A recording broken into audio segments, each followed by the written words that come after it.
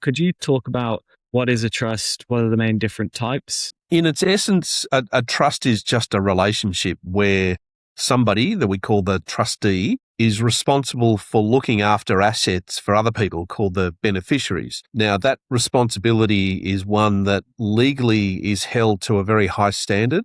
So the trustee has what are called fiduciary obligations, that they are accountable and responsible and must do everything in the best interests of the beneficiaries, the people for whom they're holding those assets, whatever they are. Now, the beauty of trusts is that they're very flexible. They can be used for lots of different reasons. In our business, we use them for asset protection. We use them for income planning.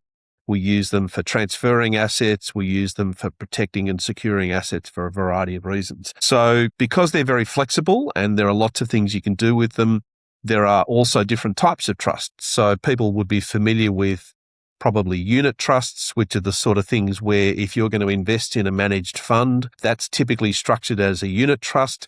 It's a fixed trust where when you put your money in, you know exactly what your entitlement is and you know what your legal rights are. But then you would have heard probably more recently a lot of talk in the press after the budget about discretionary trusts and family trusts. So these are a different type of trust where the beneficiaries don't necessarily have a current entitlement to the assets that are in the trust. It depends on the discretion that the trustee can exercise. So the trustee effectively gets to choose how much income that each of the beneficiaries would get from the trust. That's why they're called a discretionary trust. But because of that, they're very useful for asset protection purposes because the beneficiaries are not currently entitled to the assets. So anybody who wants to claim from the beneficiaries because of they're being sued or relationships breaking up or various other reasons, the beneficiaries can say, well, I'm not entitled to this asset. It depends on what the trustee decides.